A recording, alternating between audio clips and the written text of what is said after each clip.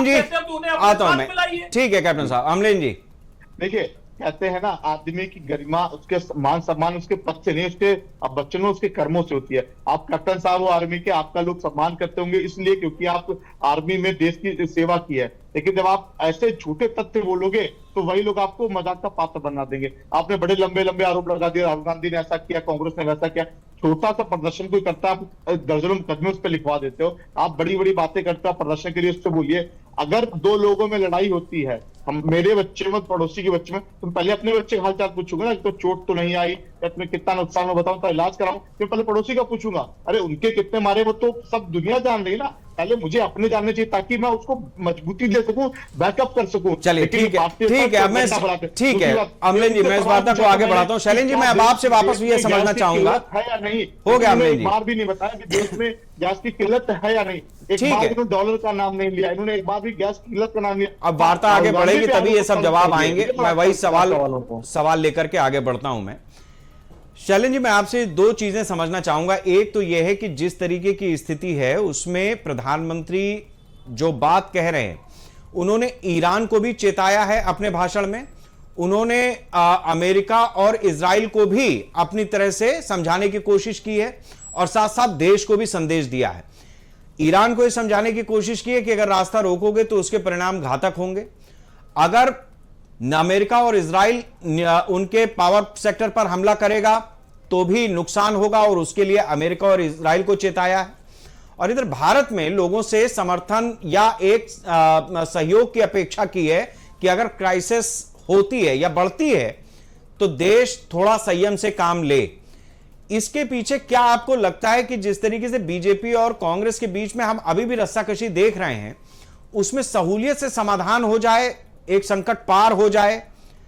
यह एक चुनौती है पॉलिटिकल पार्टीज के सामने, लेकिन शायद प्रधानमंत्री इस बात को कहने में देश की जनता से ज्यादा समर्थन की उम्मीद कर रहे हैं।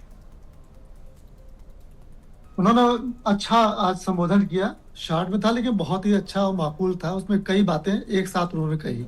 एक तो उन्होंने स्थिति बता दी कि देखो भाई 1 करोड़ भारतीय वहां है, 1 लाख ला दिए हैं। दूसरा उन्होंने ये भी बताया कि जितना हमें जरूरत पड़ती है उसके अगेंस्ट में हमने लगभग 2 लाख कितना बताया था उन्होंने कि हमने रखा हुआ है अपने पास। अच्छा खासा, मतलब मैंने कैलकुलेट किया था लगभग 2 महीने से ज्यादा का भंडारण, 65 दिन का भंडारण है हमारे पास। हाँ। जी हाँ, 65 लाख का, कि इतना हमारे पास है। तो एक तो उन्होंने बताया कि हमारे पास आगे की व्यवस्था है, आप उसके लिए परेशान ना हो। दूसरी चीज उन्होंने ये भी कही इनडायरेक्ट में कि भाई जो खाड़ी के देश हैं पश्चिम एशिया के, कि आप लोग कृपया संयम बनाए रखें और युद्ध एक तरह से रास्ता नहीं है, उनके कहने का ये मतलब था। लेकिन यहाँ समझने का विषय है, युद्ध किसने स्टार्ट किया, किसका कंट्रोल किसके ऊपर है? ईरान को हम सभी समझा सकते हैं, चलिए खाड़ी के देशों को समझा सकते हैं, इजराइल को और अमेरिका को कोई समझाने की स्थिति में है आज की डेट में? पूरी दुनिया में कोई नहीं समझा पा रहा है। ये ट्रंप इतने दिनों से लगातार भारत के ऊपर दबाव बनाकर विश्व के अन्य देशों के ऊपर टैरिफ लगा रहे, किसी की हिम्मत हुई? अतिशयोक्तिपूर्ण लोग चाहते हैं कि भारत जैसा एक बड़ा देश भी इस युद्ध में इनडायरेक्ट में निशाने पर आ जाए, इसलिए कहा जा रहा है मोदी जी कह दे तो रुक जाए युद्ध। अरे अगर उनके कहने से रुक जाता तो मोदी जी कभी कह देते। उनको पता है वो टैरिफ लगा रहा है हमारे पर, सीधा हमारे ऊपर लगा रहा, हमारे कहने पर युद्ध रोक देगा।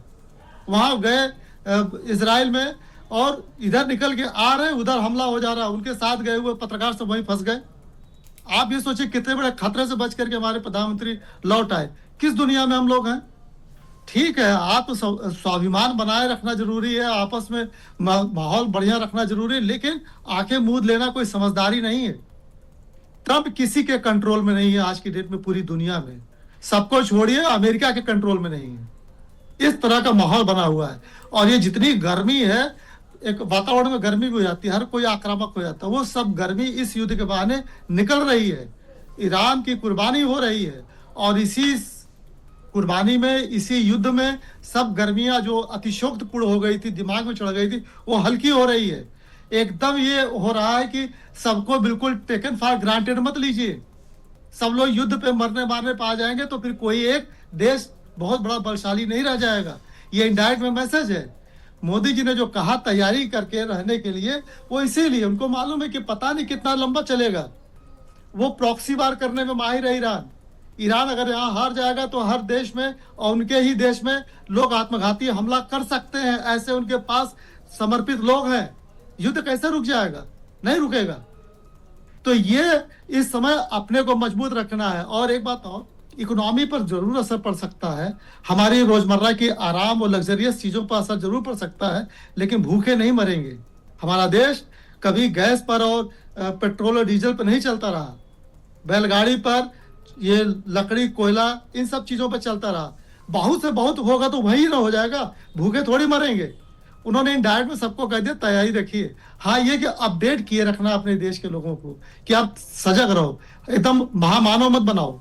ठीक है, हम ज्यादा अच्छा काम कर रहे हैं तो आप भक्ति भाव में हमको जो भी कह दीजिए, लेकिन हम भैया महामानव नहीं है। हम भी आप ही तरह इस दुनिया में आए हैं, चार लोगों को देख करके हमने थोड़ा ज्यादा हिम्मत, ज्यादा समझदारी दिखाई और ज्यादा हमने बोल्ड फैसले लिए, तो उस वजह से आपके लिए हम आगे नेता बन गए। लेकिन हम भी आप ही की तरह इंसान है, ये वो समझाएंगे भी और हम सबको खुद समझना चाहिए। रही बात कि इस युद्ध के क्या क्या और असर हमारे ऊपर हो सकते हैं, तो असर हर चीज पर आएगा और हर किसी पर आएगा। और जिस तरह से अभी ईरान ने अपने बैलिस्टिक मिसाइल की रेंज बढ़ा करके दिखाई है 4000 किलोमीटर, कोई गारंटी नहीं कि आने वाले समय में उसके पास 10,000 किलोमीटर तक का रेंज भी मिल जाए। और अगर ऐसा हो गया तब शायद बराबरी की स्थिति आ जाएगी, तब शायद युद्ध नहीं होगा। आज युद्ध के पीछे एक कारण यह भी है कि अमेरिका तक उसकी पहुंच नहीं है, और अब ये उनको एहसास हो रहा है कि वो सीधे तो नहीं पहुंच पा रहा है, लेकिन आर्थिक रूप से हम पर और हम जिनके ऊपर डिपेंड हैं उन पर ये वार कर रहा है। अमेरिका का सोर्स ऑफ इनकम तेल का है, तेल का व्यवसाय, और तेल का व्यवसाय उनका ज्यादातर खाड़ी देशों में है। जितने देशों में उन्होंने अपना सैनिक अड्डा बनाया है, वो सैनिक अड्डा बनाने के पीछे एक कारण यह भी कि वहां की ऑयल जो ट्रेडिंग है उस पर इनडायरेक्ट कंट्रोल रखना। और इस बात पर ईरान अच्छी तरह जानता है, इसलिए बजाय वहां जाकर उलझने के उसने यहीं पर बम्बार्डमेंट किया, उसका पूरा असर हो रहा है। ये युद्ध अभी कितना दिन चलेगा, नाटकीय तौर पर स्टार्ट हुआ था, नाटकीय तौर पर खर्च रुकेगा भी, लेकिन यह सभी को एहसास करा दे रहा है कि अपने आप को मजबूत करिए, खुद ही को कर बुलंद इतना, खुदा बंदे से खुद पूछे बता तेरी रजा क्या है। यही एकमात्र इसका सोल्यूशन है। हमको अपने आप को मजबूत करना होगा ताकि कोई हमें ब्लैकमेल न कर सके, न टैरिफ के नाम पर, न तेल के नाम पर, न युद्ध के नाम पर।